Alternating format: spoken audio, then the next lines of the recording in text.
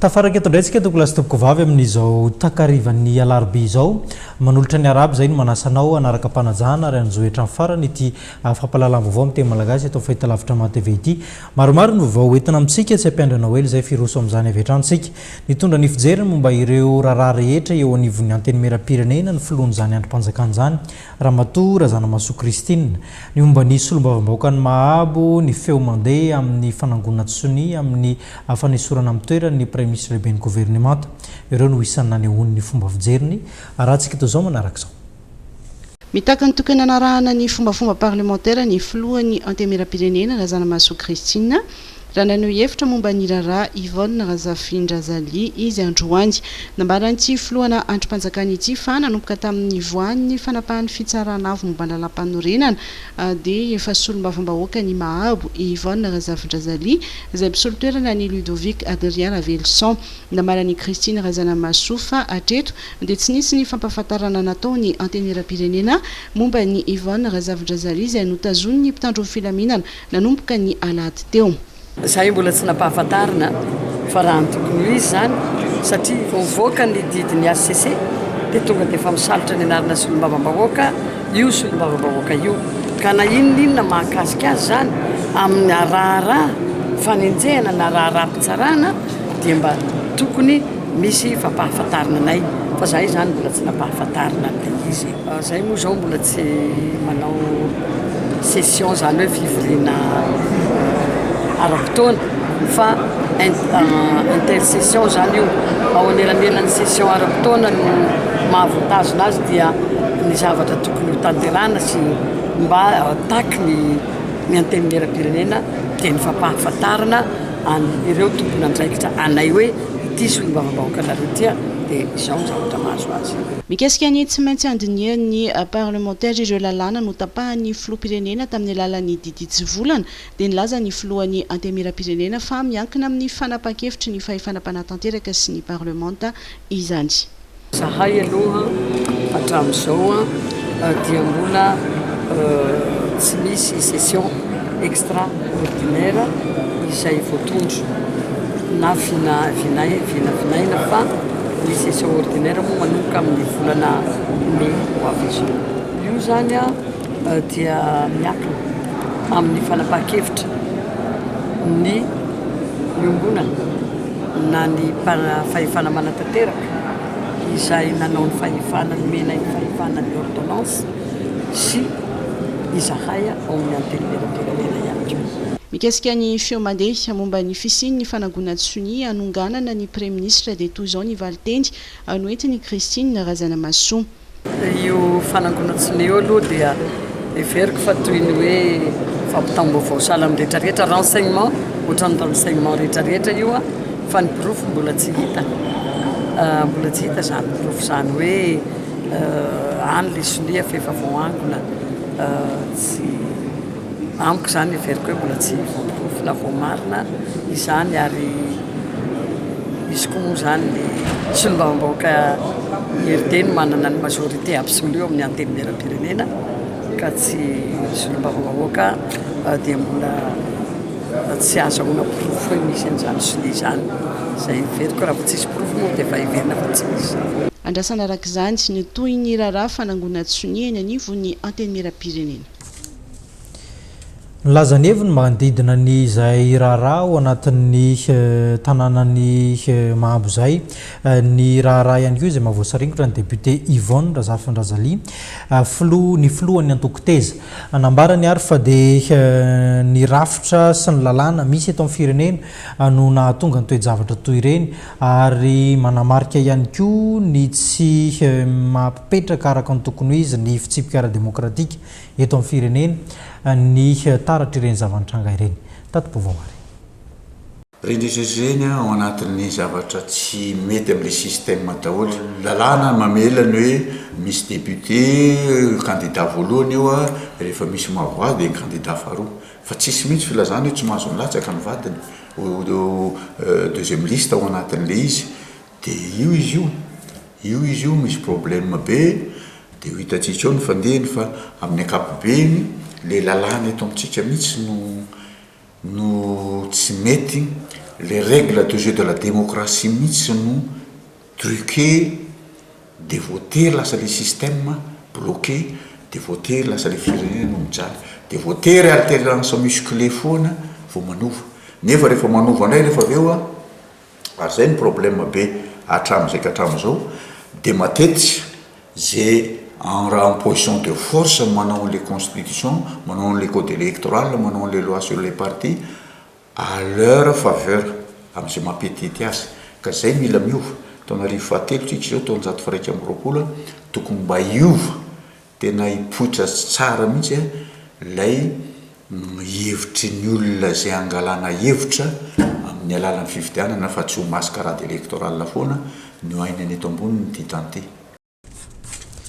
Ny fiarahamiasa Madagasikara amin'ny firenena vahiny mihamatotra zany ny fiarahamiasa sy ny fifandraisana misy eo amin'ny Madagasikara andaniny ny firenen'ny Turquie ary Japon ankilany manana soloteny eto Madagasikara izany firenena izany ary samy nanamafy ny anakaikaizany any Madagasikara ireo nisongadina raha niaona tamin'ny filoham-pirenena ny masoivony zany firenena zany.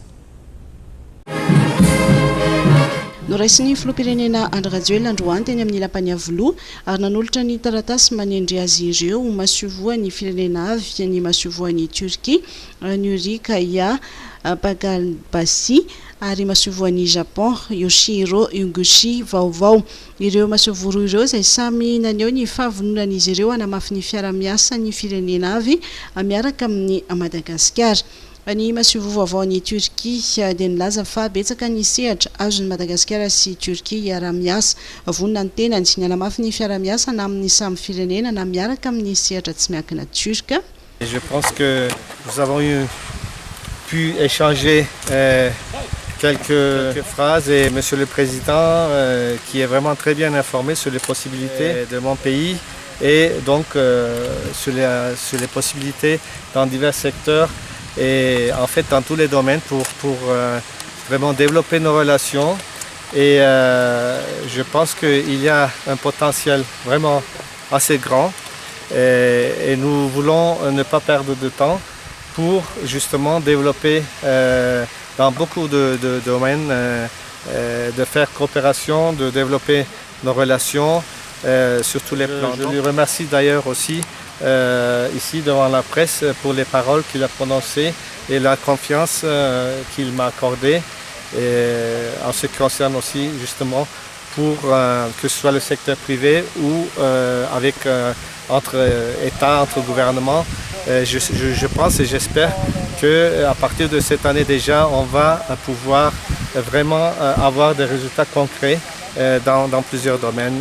Ny masiovoan'ny Japon indray dia nilaza ny fahavononan'ny Japon eo akaiky ny Madagasikara hatrany ary anohana ny ezaka fampandrosoana ara-toe-karena sy sosialy tsy adino ihany koa ny naneho fiaraha-miory tamin'ireo traboina tamin'ny fandalovan'ny andro rasy teto Madagasikara farany teo ary nakasitraka manokana ny ezaka nataon'ny filoham-pirenena mivady tamin'ny famonjena ireo traboina ny tenany.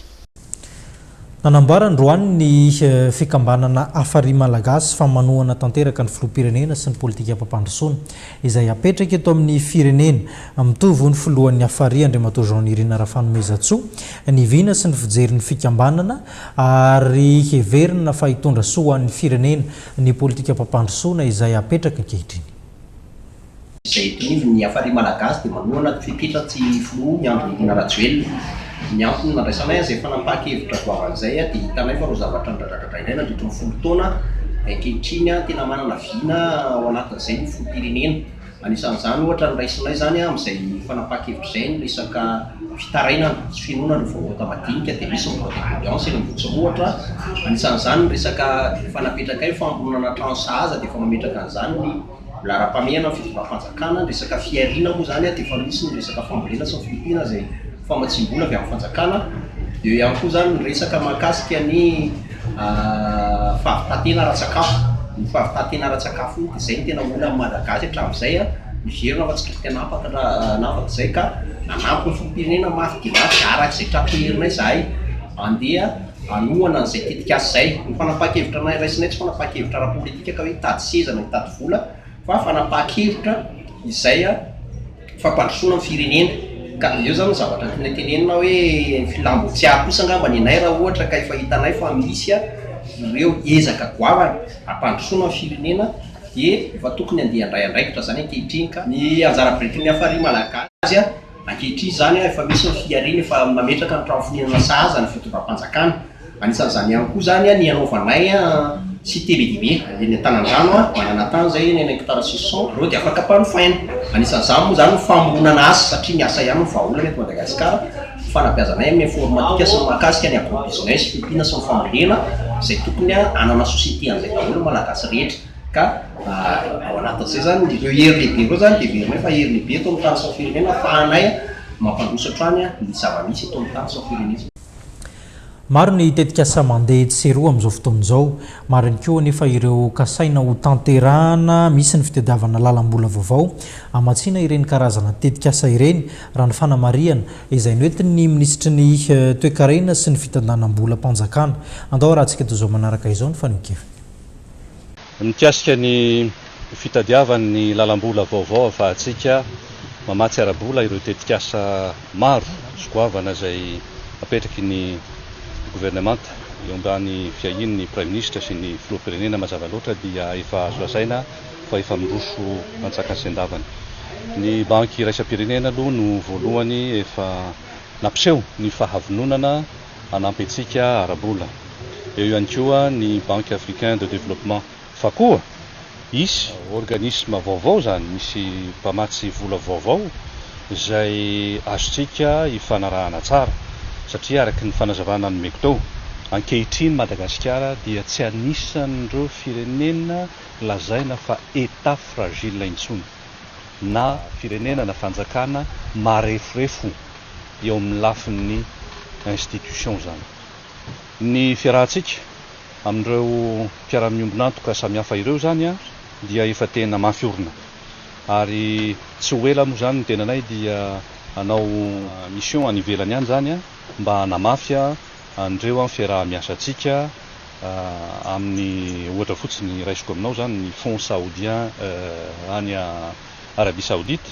Io moa dia fantatrareo fa ankehitriny isika dia misy fiaraha-miasa marim-pototra ary azo ianteherana tokoa amin'ny Arabie Saoudite amin'ny maha-firenena azy kanefa koa misy ny firenena hafa any Moyen-Orient, any Europe, any Amerika, any Afrika izay vonona hiara-iasa amintsika ary ankehitriny efa tsy fanjakana marefo tsy état fragile intsony isika dia midika izany fa azontsika atao amin'izay zany zao ny mijery izay findramam-bola tsy ao anatin'ilay hoe concessionnel intsony fa mba azontsika atao koa ny mijery semi concessionnel ohatra fa tsy mihoatra kosa nefa izay zakany tsena.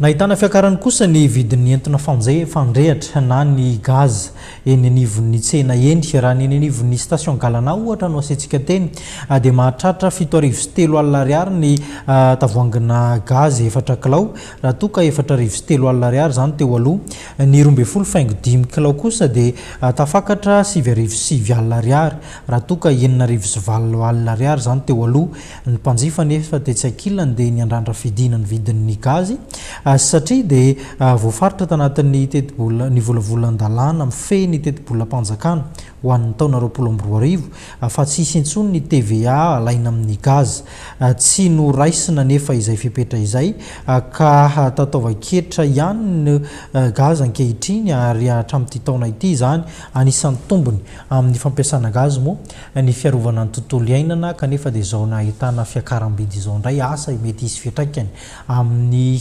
varotra gaz ve ny fiakarany izany akora izany. Ivadika ala fomba vaoafa tanteraka isika hiresaka ny fizahantany sehatra manana anjara toerana lehibe amin'ny fampidonana ny toe-karem-pirenena ny fizahantany ary ny mpiseradiany koa dia manana lanjany lehibe ao anatin'ity tontolo ny fizahantany ity tafatsangana ankehitriny ny fikambanana nasionaly zany mpiserady izany mangaha zay ny filaza azy ary tanjon'izy ireo ny ampiroborobo ny sehatra misy azy. Isan'ny mampiavaka ity fikambanana nasionaly ny mpiseradia ity na ny Manga, Madagascar Association nationale des guides accompagnateurs en solidarité, ny ampivondrona ireo mpiseradia, ampiroborobo ny sehatry ny fizahantany, amatianina tanteraka ireo mpiseradia ary ny anamafy ny fahaiza-manao ndreo mpikampana mba hatratrarana izay mahamatianina izay. Tsy ireo efa mimperinasa ihany nefa no hisitraka izany fa ireo tanora vao navita fianarana ihany koa. Efa manomboka miverina matoky amin'ny Madagasikara izany ireo mpizahatany.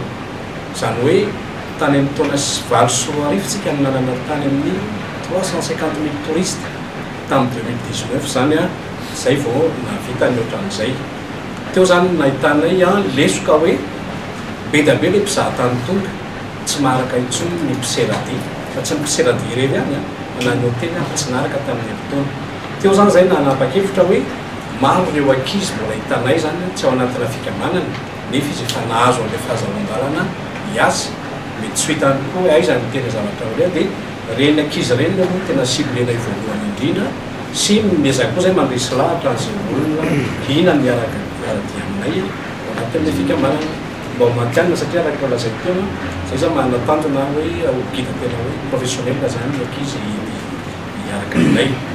Fanamariana anankiray koa zay mpikambana miditra atao anatin'ny fikambananay zany zay zany mba hampiavaka anay koa rehetrarehetra vao mandoa an'ilay latsakeloka izy dia tonga dia manana an'ilay hoe fiantohana amin'ny asa na ilay hoe assurance responsabilité civile. Hojerena manokana ihany koa ny resaka sécurité ho an'ireo mpiseradia dia isy ihany koa ny fanofanana mikasika izany ho an'ny mpikambana na ilay antsoina hoe formation de conduite sécuritaire. Fandaharam-potoananay daholo ny fitsinjofana an'izay satria tsy mora tokoa ny asana mpiseradia indrindra moa ohatra ny tena sady mpamily no mpiseradia matsapa an'izany hoe mafy tena mafy le resaka. Ny anjaranay zany amin'ity le association Manga dia voaharo izahay fa ny any amin'ny assurance ny automobile no miaro amin'ny responsabilité civile amin'ilay olona izay hoentinay zay ny anankiray. Ny faharoa mpikambana rehetra zay mieritrrehetra ny ara-hiditra aminay dia anaovanay omenay fanofanana manokana raha toa amin'ny teny mahitsy dia ny formation en conduite sécuritaire zany hoe ilaina ny fampahafantarana n'le sy ny fatokisan'le vahiny izay hoentinay hoe olona efa voasedra tsara olona mitondranay ity sanana AIA dia aty aminay koa zany dia olona miaraka aminay dia mahazo antoka ny olona miaraka aminay ny mpikambana aminay fa efa nahazo izay fifanan'izay dia tsy manana AIA tsony na izahay na ho an'ny olona hoentinay na ho an'ny beantra na ho an'ny ankizy. Nandritra ny fampahafantarana ny fijoroan'ny fikambanana androany tetsy amin'ny Hôtel Le Louvre dia fantatra fa mila manana ny karta mampiseradia azy ireo mpikambana ao amin'ny Manga ho an'ireo izay efa mimperinasa, ho an'ireo mpianatra kosa dia mila maka ny taratasy fanamarinana mahampianatra azy. Iresaka ny fitandrona ny fandriam-pahalemantsika nahitam-bokatra ny ezaka amin'ny tanterahany mpitandron'ny filaminana amin'ny fampandriana izay fahalemana izay tao amin'ny distrikta ny Kalamavony tao. Io nitatitra nentin'ny solombavam-bahoaka avy any an-toerana nambarany faniena ny asan-dahalo vokatra indray fandraisana andraikitra ny mpitandron'ny filaminana izay. Araky ny fahalalantsika moa ny distrikta ny Kalamavony zany dia fantatra tamin'ny mahafaritra mena amin'ny tsy fandriam-pahalemana azy. Tamin'ny fotoana nandraisanay ny toerana mahasolombavambahoaka dia tena tao anatin'ny tsy fandriam-pahalemana mahavaivay zao distrikta ny Kalamavony zao. Teo amin'ny resaka ala-trombo sy ny von'olona manaraka an'izay alana izay. Fa rehefa nisy ny ezaka natao izay nerana tamin'ny ministre ny défense sy ny ao amin'ny miandraikitra ny gendarmerie pirenena dia azo lazaina fa efa mba anatin'ny filaminana ny distrikta ny Kalamavony amin'izao fotoana izao. Izany moa hitondranay fisaorana ny amin'ireo tompon'andraikitra rehetra izay natotosana izay asa fampandriana fahalemana izay ny ao amin'ny ZDPS izay tarihan'ny colonel Ertina, ny ao amin'ny RM2 raha teo tarihan'ny général Marty, ny ao amin'ny gendarmerie pirenena izay tarihan'ny général Tsiketa, isorana daholo zany reo rehetra izay mifanomentanana na tonga izay fandriam-pahalemana atao district Ankialamavono zay. Eo koa ny faratsin-dalana izay amin'izao fotoana izao aloha mbola tsy voamboatra izay lalana izay. Fa anisany manan-karena ihany koa ny district Ankialamavono amin'ny resaka fambolena satria ny district Ankialamavono mamatsy hatra-ambony amin'ny resaka vary. Manan-karena ihany koa izy amin'ny arena kibon-tany izay mbola tsy dia ahitan'ilay faritra tombontsoa loatra aloha hatramin'izao fa miantry ny fandaminana eo amin'ny ministeran'ny arena kibon-tany moa amin'izay ampidirana vola ho an'ny district na ny commune izay misy an'ireo arena kibon-tany io. Miara-miasa tanteraka ny mpitambon'ny filaminana sy ny vahoaka eny anivon'ny fokontany eny amin'ny fisafona sy ny fanarahan-deha ireo olon-dratsy tanterahana amin'izao fotoana izao rehefa nanomboka ny zoma 9 febroary teo izy io. Hita ho misy ezaka ny eny anivon'ny fokontany eny ireo voameran'ny fandriam-pahalemana eny anivon'ny fokontany ihany koa tsy mikely soroka amin'ny fanatanterahana ny asany miaraka amin'ny mpitandron'ny filaminana na hitambokany ihany koa zany ary tokony tohizana hoy ny mponina. Ankehitriny dia maro ireo fepetra rehetra raisin'ny mpitandron'ny filaminana amin'ny fandaminana ny tanàna na amin'ny andro atoandro na amin'ny andro alina. Maro ireo fokontany manerana n'Antananarivo no efa nanomboana ny asa. Miara-manatanteraka ny asa fisafona amin'ny alina miaraka amin'ireo solotenan'ny filoham-pokotany sy ireo voameran'ny fandriam-pahalemana eny amin'ny tanàna izy ireo. Raha ny hevitrireo olona rehetra nanaovana fanadihadiana androany dia nanamafy izy ireo fa ilaina ny fiara-miasa tahaka izany ahafahana miady amin'ny tsy fandriam-pahalemana izay tena mahazo vahana amin'izao fotoana izao. Ilaina mihitsy na le olona le avy any ambanivohitra tsy mahay le tia na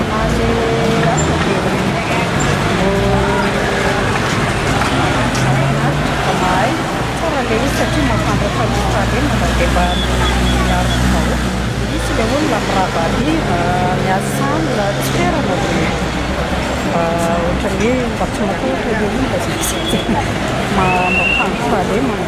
Amin'ny kely zany tavovato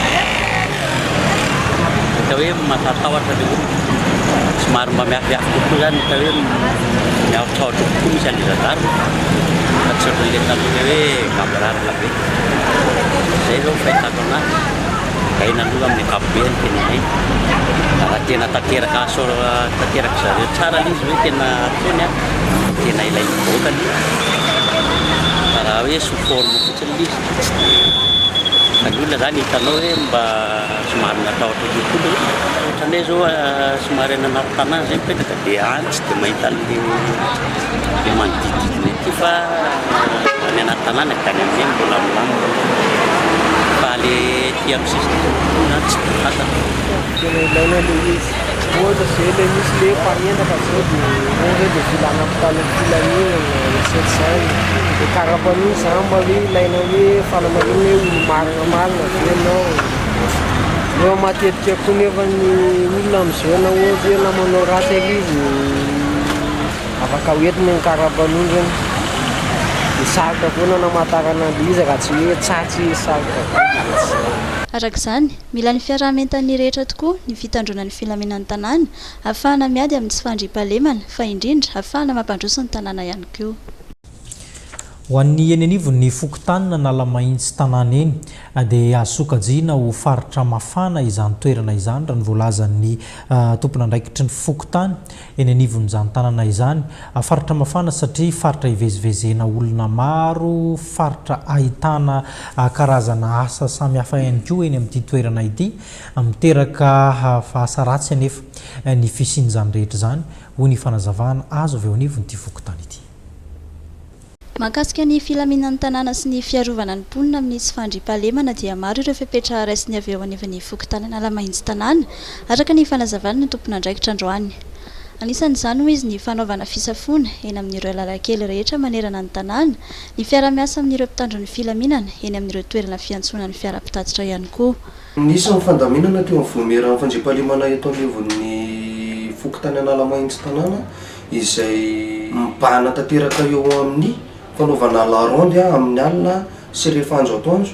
Marina moa fa Nalamahitsy tanàna somary mafapana zay ihany eo anivon'ny tsy fandriam-pahalemana dia izay no antony nasiana fandaminana mafy dia mafy eo anivon'ny arebus.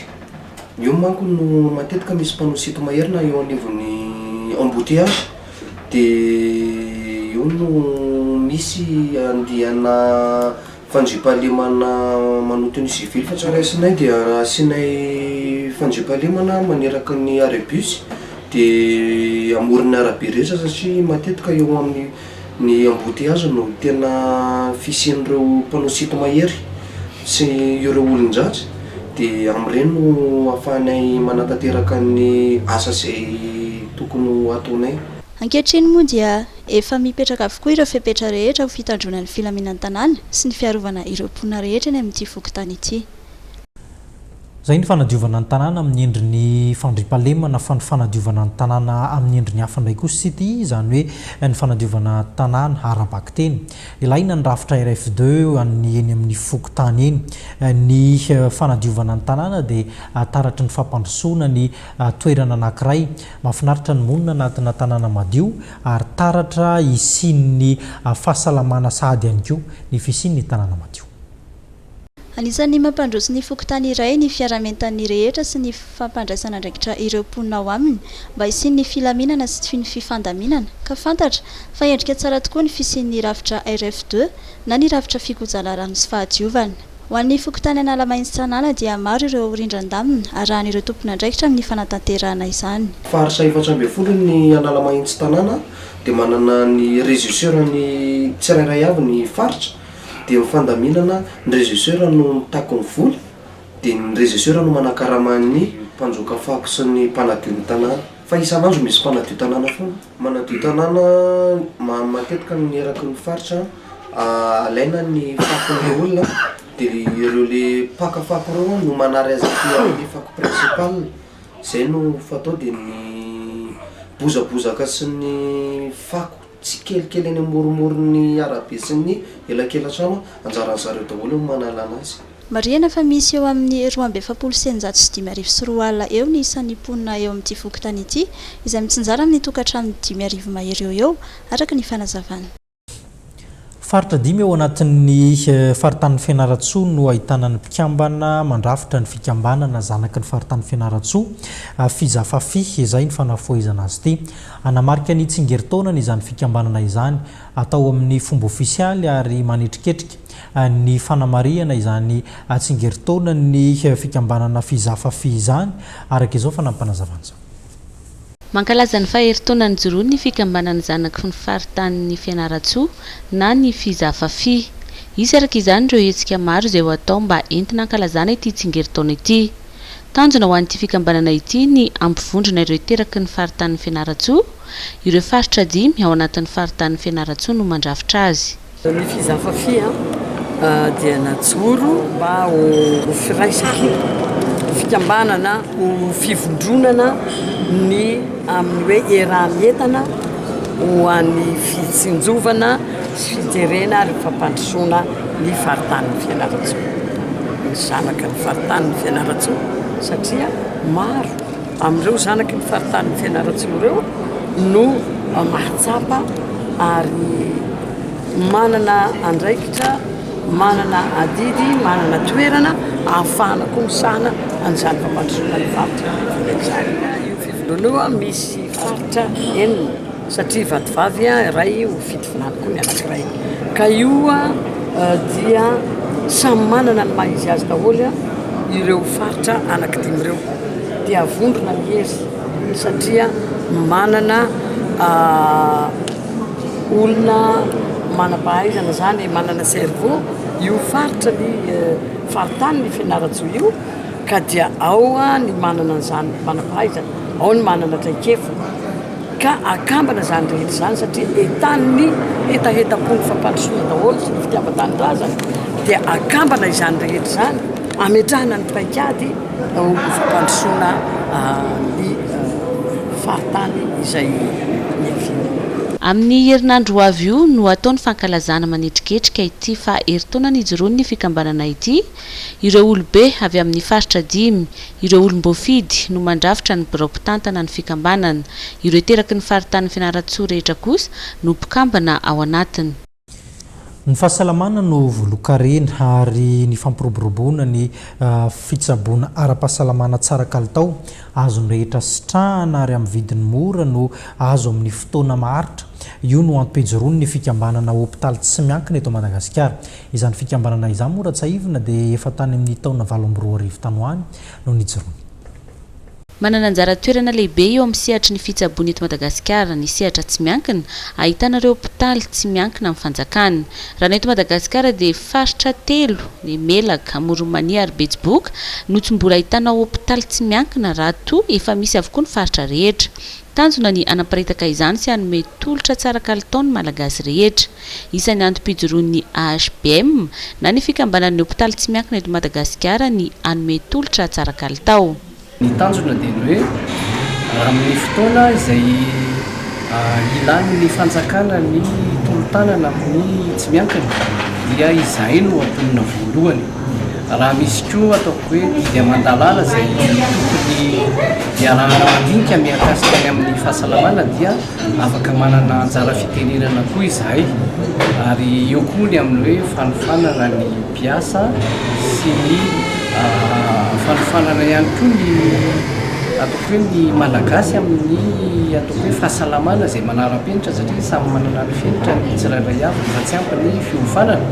Ary anisan'izany koa ny amin'ny serasera amin'ireo izay ataontsika hoe mety mpiara-miombonantoka ara-bola na ara-pitaovana hanatsarana ny fitsaboana eto Madagasikara. Anatsara ny sehatry ny fahasalamana isan'ny tanjon'ny fikambanana ary ao anatin'ny vinanasa amin'ity taona ity izany. Misy ny fiovoriana fampiofanana eto ataontsika hoe mpiandraikitra sy ny mpitsabo izay miasa amin'ny toeram-pitsaboana tsy miankina. Ary eto moa dia misaotra indrindra ny ministera ny fahasalamana dia misaotra koa ny Shop Plus izay rantsana ao amin'ny USAID izay tena manampy ny fikambanana mba ahafahana mampitovy ny fomba fijery ary ahafahana mandroso misimisy kokoa ny fanatsanana ny tolotra ara-pahasalamana izay omeny ny mpikambana tsirairay avy.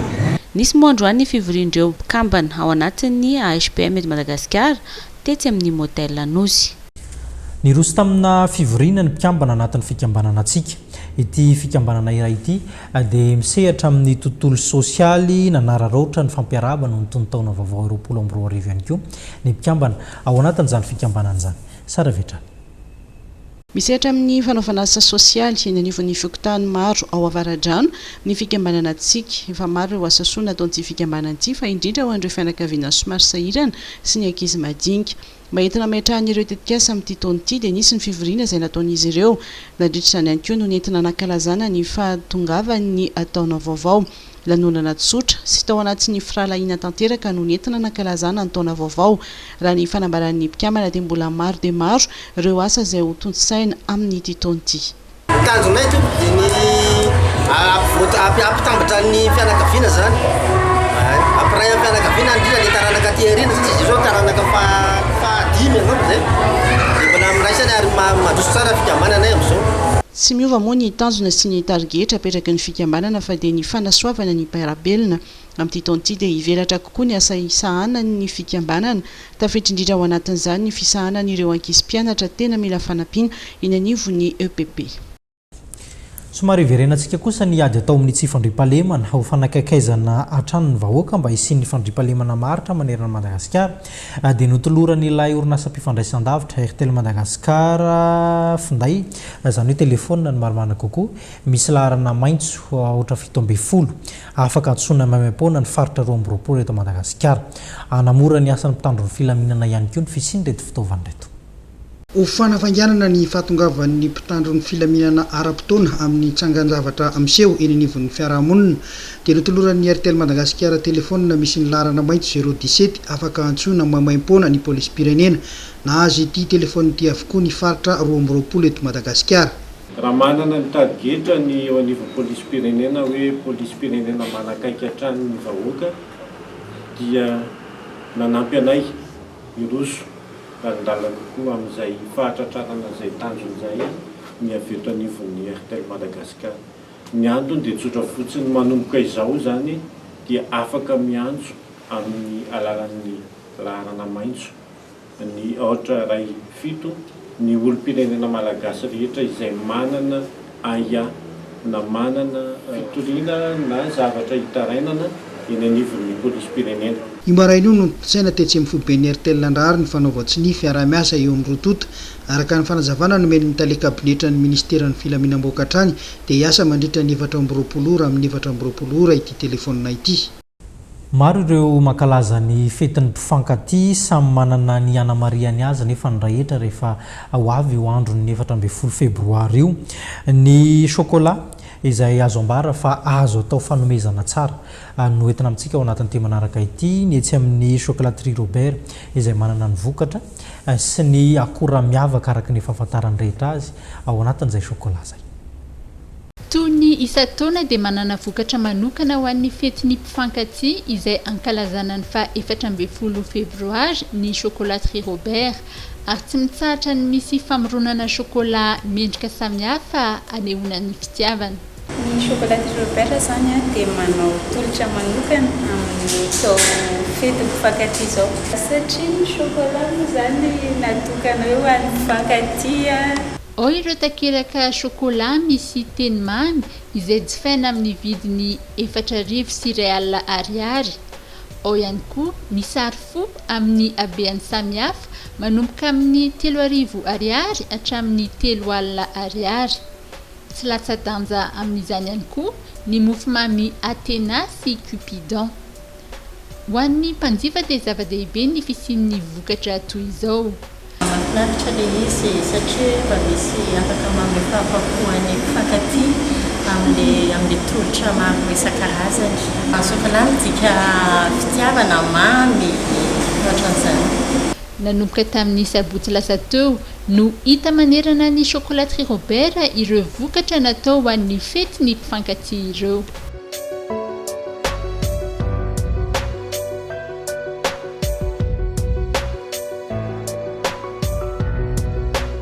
Ireny vaovaontsika ary tompoko lasitopoko vavy antenaina fa tafampita tany amintsika ny vaovao tamin'ity takarivy ity ao amin'ny rapiditsika mbola miaraka eto ihany mametraka ny velomandra-pitafa ao amin'izay indray ary veloma tompoko.